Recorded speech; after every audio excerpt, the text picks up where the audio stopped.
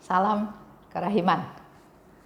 Hari ini tanggal 21 Juni kita akan bahas diary nomor 1064. Itu adalah doa dari Suster Faustina. Kita mulai ya. Dalam nama Bapa dan Putra dan Roh Kudus. Amin. Kemuliaan kepada Allah di surga dan damai di bumi bagi orang yang berkenan kepadanya.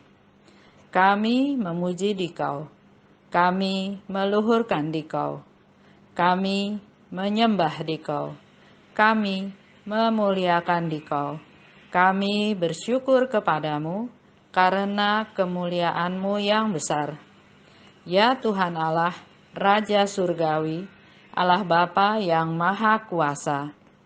Ya Tuhan Yesus Kristus, Putra yang Tunggal. Ya Tuhan Allah, Anak Domba Allah, Putra Bapa. Engkau yang menghapus dosa dunia, kasihanilah kami. Engkau yang menghapus dosa dunia, kabulkanlah doa kami. Engkau yang duduk di sisi Bapa, kasihanilah kami. Karena hanya Engkaulah kudus, hanya Engkaulah Tuhan, hanya Engkaulah Maha Tinggi, ya Yesus Kristus, bersama dengan Roh Kudus dalam kemuliaan Allah Bapa. Amin. Dalam nama Bapa dan Putra dan Roh Kudus. Amin. 1064. Oh guruku yang paling manis, oh Yesus yang baik, aku memberikan hatiku kepadamu.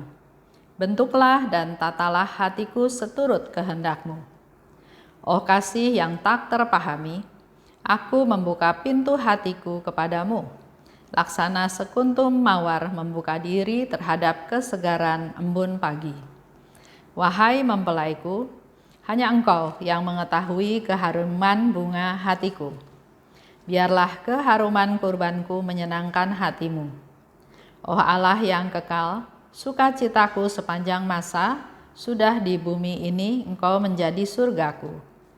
Semoga setiap denyut jantungku menjadi madah pujian baru bagimu, oh Tritunggal Kudus.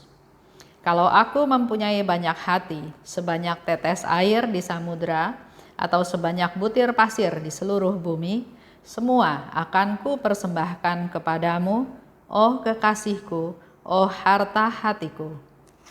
Siapapun juga yang aku jumpai dalam hidupku, tidak peduli siapa mereka, aku mau menarik mereka semua kepada cinta-Mu.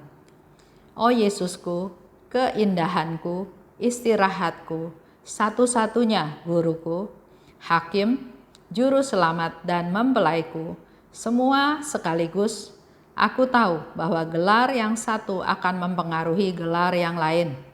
Segala sesuatu telah kupercayakan kepada kerahiman-Mu. Kita dari 1064 belajar doanya Suster Faustina. Dikatakan di awal, oh guruku yang paling manis, oh Yesus yang baik. Doa selalu diawali dengan pujian, dengan rasa syukur. Lanjut ya, di situ dikatakan, aku memberikan hatiku kepadamu. Dari semua organ tubuh, yang paling penting, yang paling utama adalah hati.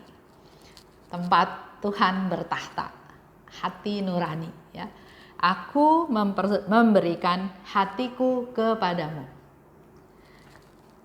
Ini hati saya Tuhan, bentuk dan tatalah hatiku. Jadi bukan saya lagi, betul-betul semuanya diserahkan kepada Tuhan. Dan Dia minta, Tuhan bentuklah hatiku, tatalah hatiku, diatur, dibuat sedemikian rupa supaya Dia bisa membuka hatinya kepada Tuhan. Aku membuka pintu hatiku kepadamu. Enggak mudah ya, karena sampai hari ini saya masih suka dengar dari beberapa orang yang sharing, ada kepahitan yang dia nggak mau serahin ke Tuhan. Kayaknya masih sayang kalau dia lupakan, kalau dia serahkan pada Tuhan. Kepahitan itu mau dia pegang terus sendiri menjadi, saya juga nggak tahu buat apa ya, menjadi kekuatan atau menjadi apa buat dia. Tapi banyak hal yang oke, yang lain-lain saya ampuni, tapi yang ini nggak bisa katanya. Saya terlalu sakit. Ada orang yang sampai hari ini masih bisa seperti itu.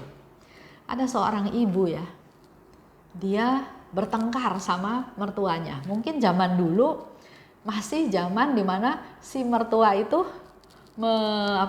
mendikte, menyusahkan barangkali si menantu. Sehingga si menantu ini merasa sakit hati, dendam pada mertuanya. Dan dia sampai saat ini nggak bisa mengampuni si mertuanya itu. Mungkin dia merasa dihina, dilecehkan, direndahkan. Saya juga nggak tahu apakah dulu dia dipukul atau enggak, tapi yang ini nggak bisa. Saya sampai bilang, Bu, Ibu kan udah menikah sama anaknya dia. Ya sudahlah, ampuni saja. Nggak bisa. Saya mau tapi saya nggak bisa, katanya gitu ya. Nah itu yang saya bingung. Mudah-mudahan dia bisa belajar dari Suster Faustina. Serahkan hatinya kepada Tuhan. Tuhan, bentuklah hatiku. Tuhan, tatalah hatiku. Buka pintu hatiku kepadamu. Jadi dia nggak ada yang dipegang sendiri. Semuanya diserahkan kepada Tuhan. Kalau kita ingat gambar pintu ya, di mana Yesus ada di depan pintu, tapi nggak ada gagang pintu. Itu seperti pintu hati kita. Tuhan mau masuk, tapi yang bisa mengizinkan dia masuk atau tidak adalah kita sendiri. Karena harus membuka dari dalam. Gagang pintunya itu ada di dalam, ada di hati kita. Hanya kita yang bisa buka. Kalau kitanya tertutup, kitanya nggak mau buka diri, nggak mau kasih Tuhan masuk, sampai kapanpun nggak bakalan bisa masuk. Bukannya nggak bisa maksa ya, tapi Tuhan itu memberi kita kehendak bebas. Sehingga dia menunggu di depan pintu, menunggu pintu hati kita buka. Dan di sini Suster Faustina buka pintu hatinya supaya Tuhan membentuk hatinya, supaya Tuhan mentata tuh mengatur hatinya ya. Dia bilang, saya mau buka hati saya itu seperti laksana bunga yang kalau menerima embun pagi itu sangat berharap, sangat sukacita. Seperti pagi kalau bunga itu kena embun pagi, dia merasa segar, merasa sukacita, merasa udaranya bersih, disongsong dengan membuka diri. Ya. Laksana sekuntum mawar membuka diri terhadap kesegaran embun pagi. Mungkin kita bisa praktek juga. Sekarang lagi di rumah saja, coba setiap pagi kira-kira jam 5:30, jam 6 pagi kita keluar. Kita keluar, kita jalan pagi, kita hirup udara segar. Rasanya enak, sejuk ya, nggak ada asap, nggak ada gangguan apa-apa, rasanya udara bersih dan waktu kita hirup kita rasa segar, rasa enak. Hanya Engkau yang tahu keharumannya. Jadi dia nggak mau pamer, dia nggak mau kasih tahu ke siapa-siapa apa yang sudah dia lakukan, apa jasa dia, enggak. Dia bilang biar Tuhan aja yang tahu keharumannya. Dan semoga keharuman kurban ini menyenangkan hatimu. Jadi dia berharap apa yang sudah Suster Faustina lakukan, keharumannya hanya Tuhan Yesus yang tahu, bukan untuk disebarluaskan siapa jasanya dia ke siapa-siapa.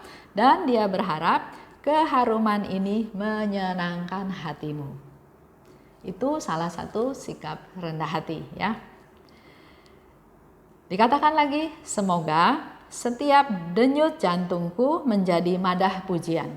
Setiap denyut jantung menjadi madah pujian. Artinya hidup dia sepenuhnya dipenuhi dengan pujian. Kalau kita suasana hatinya memuji, setiap denyut jantung juga yang dipikir hanya pujian. Nggak bisa bersamaan antara pujian sama omelan, sama ngomel sama kesel itu jadi satu, nggak bisa. Kalau kita mau muji, ya suasana kita, suasana hati kita, suasana memuji. Tapi kalau kita dengan suasana mengeluh, komplain, marah, nggak bisa memuji. Jadi itu yang harus kita tentukan dulu. Tuhan, saya mau hidup saya penuh dengan pujian, penuh dengan madah pujian. Setiap denyut jantung, kalau kata Suster Faustina, menjadi madah pujian. Artinya kita yang mengambil keputusan, kita yang menentukan, saya mau memuji atau saya mau ngomel. Dua-duanya bisa kita lakukan. Itu dipersembahkan kepada Tuhan. Kalau aku punya banyak hati, nah di sini lihat ya kecintaannya Suster Faustina kepada jiwa-jiwa manusia yang berdosa. Dia tahu punya hati ya sebesar itu ya. Tapi dia katakan kalau aku punya banyak hati, karena memang hatinya dia itu dipersembahkan untuk keselamatan jiwa-jiwa. Jadi kalau dia punya banyak hati, banyaknya seperti apa? Seperti tetes air di samudra. Bayangin, samudra yang segitu luas, dia punya hati,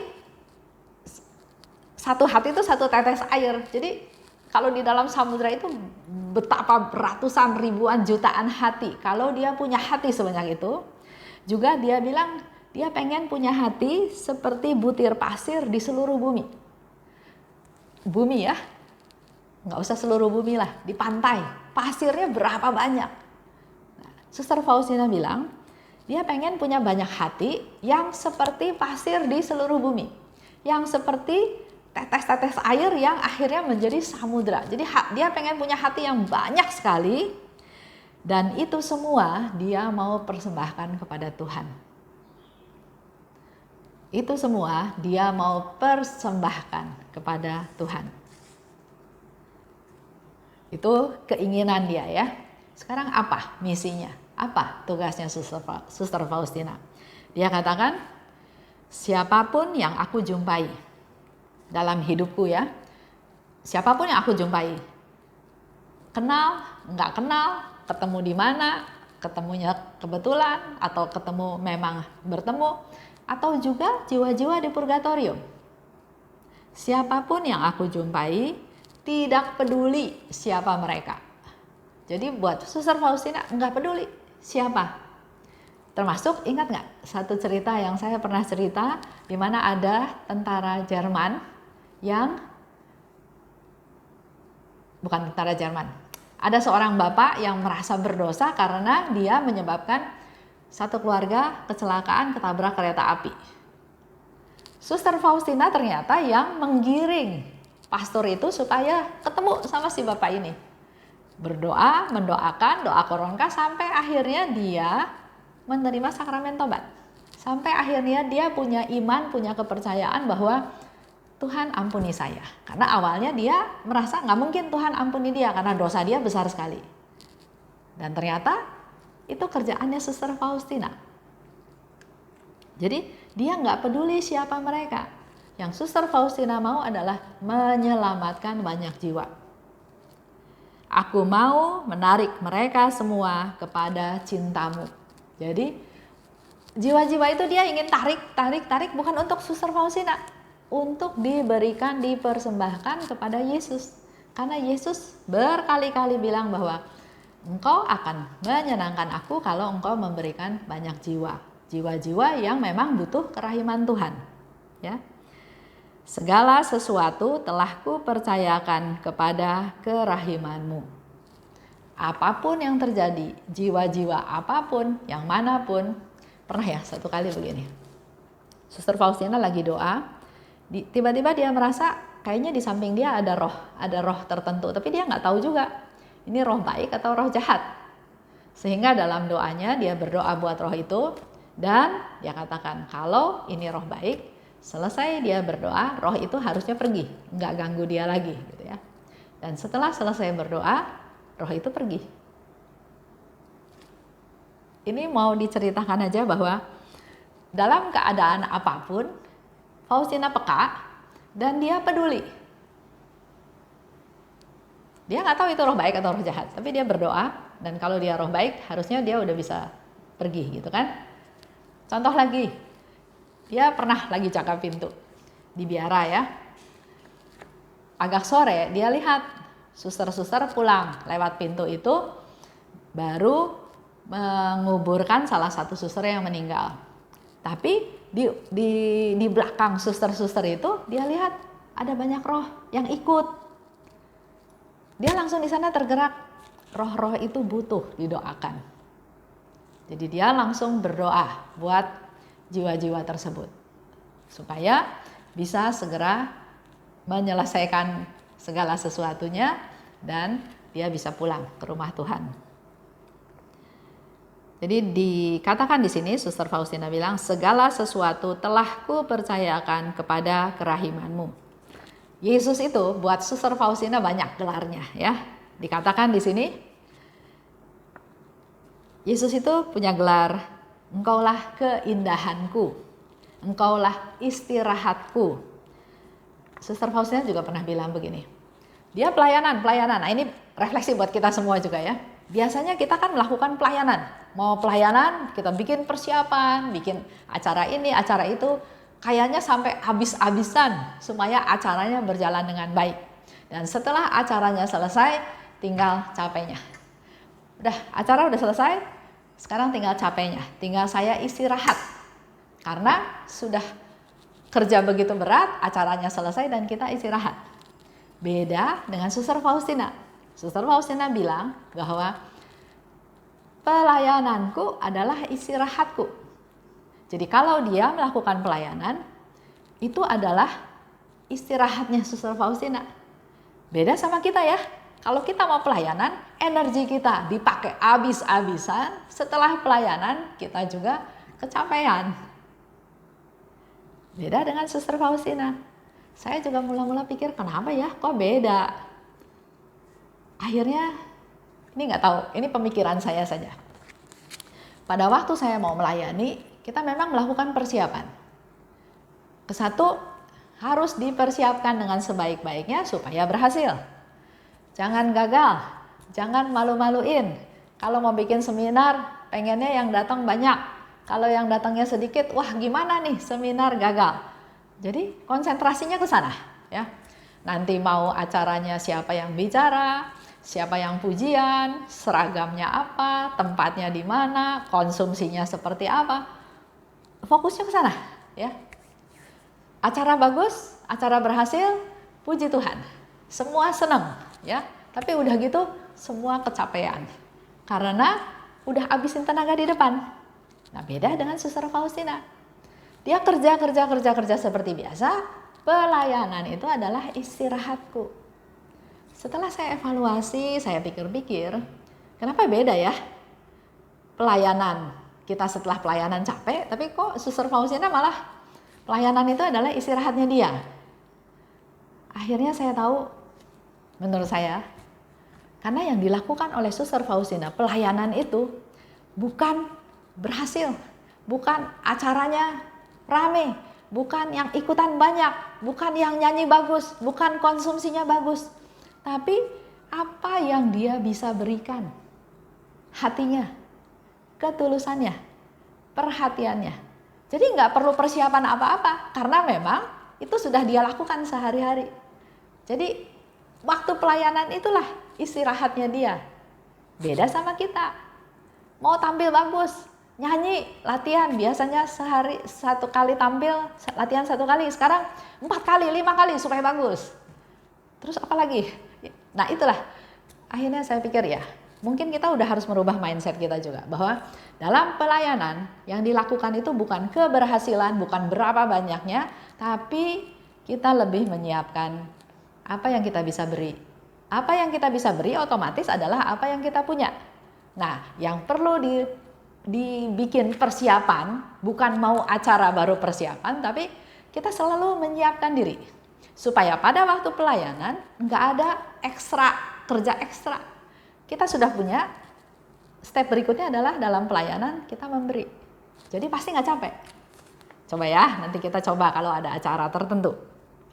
Belum, capeknya lagi itu ditambah dengan perbedaan pendapat. si A mau ini, si B mau ini, si C mau ini.